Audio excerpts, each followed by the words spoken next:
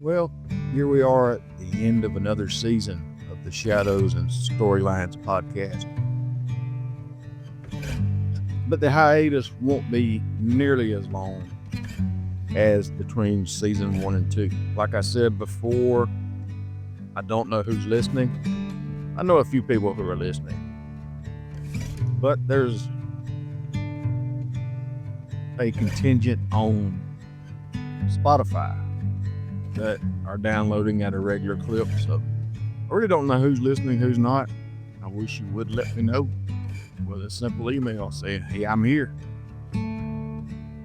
But as I talked about in prior episodes, this platform is evolving, continues to evolve, And a couple of things are coming up. But before I get to that, let me talk about the hiatus. This stretch of podcast will go into early August. When school starts back up, as I'm a teacher, it becomes harder for me to record things because I don't like to record this in particular with people in the house, because I just feel kind of weird sitting here talking to myself and other people can walk by and hear me talking to myself.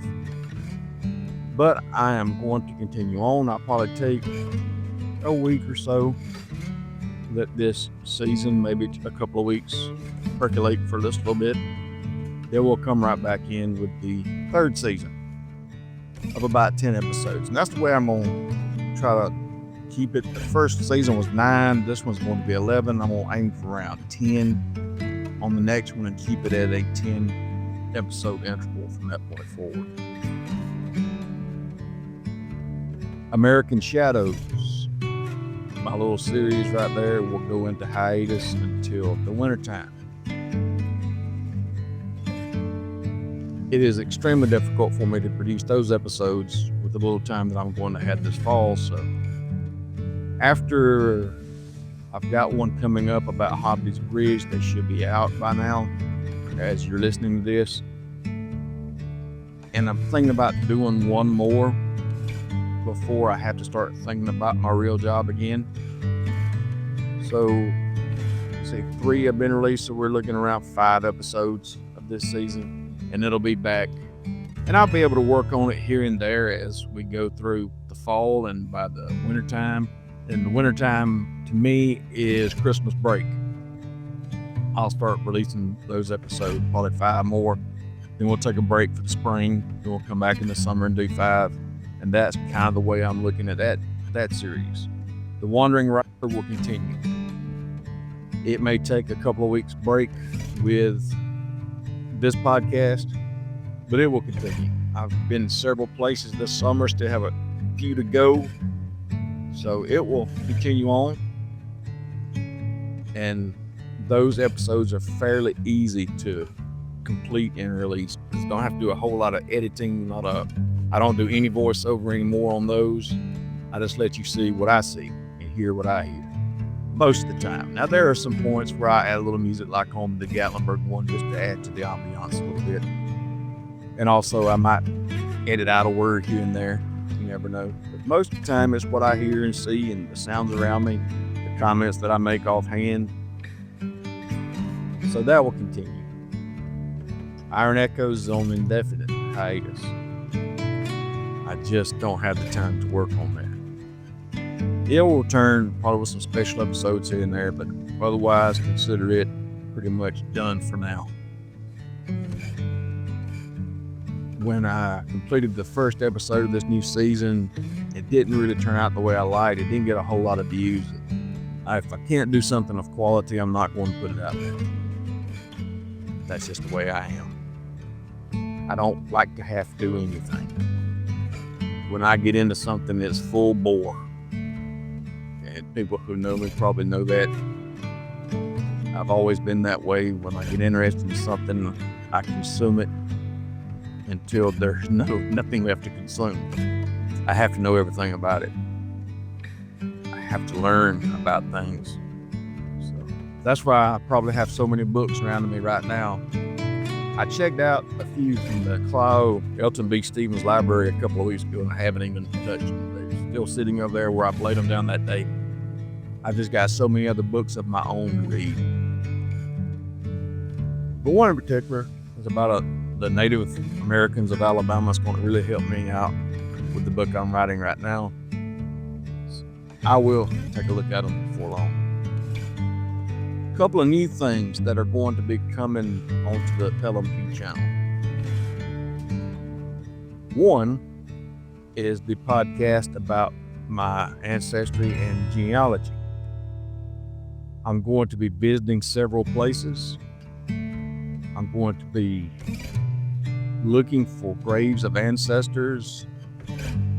I'm going to be digging into the people that came before me. And I thought it would be interesting not only for me, but maybe to leave it for my family. It's very hard, or it doesn't give you a whole lot of information to look at a family tree. It gives you names. I want to look a little bit beyond the names. Discover new names that are on those branches in the periphery. So that's coming. And it's going to be called Bloodlines and Backroads. And I'll start producing that probably coming out this fall sometime. Join the lineup. I really don't know quite yet when I'm going to put it out there. I've got to get some stuff filmed. I got to get some things in the can, as they say. And also, I've hinted at a new podcast that's going to be centered around, by the time this comes out, I probably have made the announcement. Not that really anybody really cares right to say it, but the new podcast is a podcast I'm trying to put together with a little group that likes Disney World, and it'll be audio only, as we all live in different places. I mean, by the time you listen to this, they will have either agreed to it or decided against it. I'm going to ask and present this idea while we're at Disney World, while it's fresh on their minds, while they're immersed in the magic. That's going to be like a little round table discussion about things of Disney World. And I'm a big fan. I went the first time as a child. I don't even know if I was old enough to walk. Probably not. That was around 1977, 1978. There's a few pictures of me at Disney World. And I didn't go back until 2006, until I was 30 years old. And that first experience kind of hooked me into the Disney bubble, and I became a Disney adult, I guess you could say. And my children grew up going to Disney World maybe 2 to 3 times a year. So in the last 20 years, I think I've been roughly 30 times. Which is kind of embarrassing to say, but we were annual pass holders for a couple of those times, a couple of those years. So I was a pass holder in 2020 when COVID hit, and we were unable to go for a long time. And when we went back, it was the social distancing, and which I didn't mind the social distancing. I like people having to stay 6 feet from me, especially in conditions like that. I'm going to tell you a funny story. The first time we went back to Magic Kingdom was October of 2020. Stayed at Saratoga Springs. It was really cheap because nobody was going at the time. Had the social distancing, and we were in line for Haunted Mansion, and this little kid was hacking up a lung. He was right behind me, coughing every breath. And all I could think was, great, I've gone this long without getting COVID, and I'm going to get here at the happiest place on earth. And that's not the only place. It seemed like everywhere we went that day, that kid was somewhere around me just hacking up a lung. Luckily, I didn't get it then. But that's coming. And I've tossed around a couple of names for the podcast. I'm not, today, July the 8th, I'm not really certain of what we're going to call it, even if it comes to fruition. It may not even come to existence. I want to kind of lay it out and see what people think about it, and hopefully we can go forward with it. I think it would be fun, a good way to keep up with folks. Maybe do it on a weekly basis, a bi-weekly basis, something like that. I was a big fan of those late 2010s podcasts, like the Biz Unplugged, WDW Today, Lou Mangello, Inside the Magic with Ricky Brigante. I would download those and listen to them at work and just pass time. And the only one that stuck with me for a long time was the Biz Unplugged. It became a video podcast. I'd watch it on like Saturday or Sunday mornings. But if you don't know the story behind what happened with the leader of that, Pete Werner, I'll let you discover that on your own. It went away, then it came back, and it changed different people. And it was mostly about the personalities. I enjoyed Pete's rants. I enjoyed the banter between John and Pete and things like that. And I enjoyed all those podcasts. Now, there were several that I tried to listen to, just didn't get into them, but I didn't like the people that were on them. So we'll try it, give it a try if the people I have in mind agree, and we'll see where it goes. I hope it does well. I hope it, comes to be and we enjoy doing it. And as long as we enjoy doing it, I will keep on doing it. That's why I do this podcast right here. It may not reach masses. I mean, I've got probably 10 to 20 people on Spotify that download regularly. And I get a few listens, reviews on YouTube, and I also put older versions on TikTok. And Spotify spreads it out over all the platforms. So wherever you want to get a podcast, you can get it from Spotify, or you can just look for it, search for it. It should be there.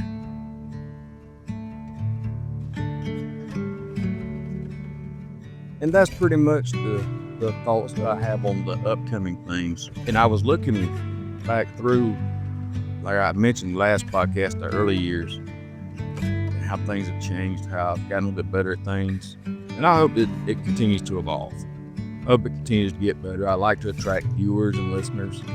And the first few episodes of this podcast itself was no music. I don't know if you like music in the background. I kind of like it. I don't know if it's too distracting for you. And like I said, that's one of the things that I'd like to know. Did the music add to it? Did the music take away from it for you? Let me know. And we'll try different things if this is not working. But I enjoy doing it.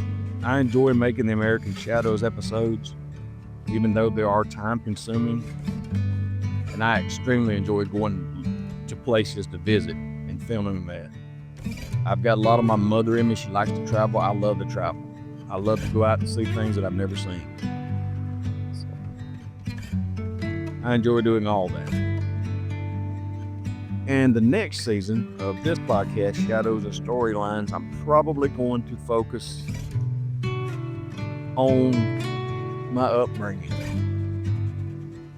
how I grew up, things I was interested in through different phases of my life. Because one place I went this past weekend really triggered a lot of nostalgia for days gone by. And that was the Talladega Superspeedway. And I'll have a podcast all of its own about that in the next season, about how I was into NASCAR and racing, as a lot of people who grew up in the southeastern region of the United States were. I grew up in the 80s, the 90s, and my first race at Talladega was in 1995. I'll talk about that. And I just want to kind of put it out there, preserve who knows what future generations may want to know from my family. And that's one of the main reasons I'm going to do this series. And I'm going to try to fit it in 10 episodes. I'm going to talk a lot about that, music I listened to, the things I did growing up. I used to be really big into coon hunting. Me and my buddies when we were teenagers, early 20s. That's a great time that I can reflect on lot of good times, a lot of stories. I won't probably mention them by name, but they'll know who they are. A lot of friends that I never see anymore. I'm 50. That's been, if it's not 30 years ago, it's going on 30 years ago. And I've been married for 26 and I haven't been coon hunting since a little bit before that, so I hadn't been in every 30 years. Those are the type of things that'll be in the third season of Shadows and Storylines. Memories. People that have come in, out, still around. Because up there I was telling someone that I had lived on this street that I lived on nearly all my life with a little bit of interruption. For someone who likes to go and likes to travel, I sure like to have a home base. And this community has changed over the years dramatically. And I'll talk a little bit about that. The old Elamville, the Elamville that I grew up with, the friends that were here. And I need to go back and listen to previous episodes so I can make sure I don't double up on anything, bore you to death with the same stories. But that's my plans moving forward. I extremely appreciate all the people who have encouraged, given great words, who have emailed, told me in person. And it all goes back to the books. So if you haven't read Perfidious Tides and the Fractured Horizon series, there's plenty of time. It is set in the late 60s, 70s, 80s. I mean, it is, I would say, never going to be dated because it's from that time period. And if you grew up during that time period, there's things that you'll recognize. If you grew up around here, there's definite things you'll recognize. So just go back, give it a read. And if you do, make sure you leave a rating on Amazon and Goodreads. Hopefully, by the fourth season of Shadows and Storylines, Come Our Way will be complete. Quick update, as I'm looking at my yellow ledger right there that I keep up with word counts and things like that. I'm currently on the 19th chapter, 40,428 words into the novel, which puts us right around halfway. So July the 8th, 2026, I'm halfway writing that book. I'm almost through with the second act. And that's going to be kind of painful to write because it's going to have a lot of experiences that I experienced in the early 80s when this happened. So a lot of the stuff in the book, even though they're fictional characters, fictionalized story, it's a fictional story, a lot of things that happen in the book really happen in real life. Hopefully by the fourth season, I can start getting a little background on that book and working you through. That'll be probably next summer when I really start querying the book, and you'll be able to follow along as I do that and the results that I get. Hopefully they'll be positive. If not, I'll put it out on my own. Not afraid to do that. It doesn't reach near as many people. It doesn't come with near the prestige, but I'm not looking for prestige. I'm looking to write things that'll last and things that matter. And I think this book, Come Our Way, matters. Because we should not forget that time period, what happened to farmers, not only here in the Southeast, but across this country. And there's a book called Broken Heartland. It's back here in my bookcase. I can't remember the author off the top of my head. But after I read the book, I wrote him and told him how I enjoyed the book and that I was writing a fictionalized version. And a lot of people in his book didn't come out well.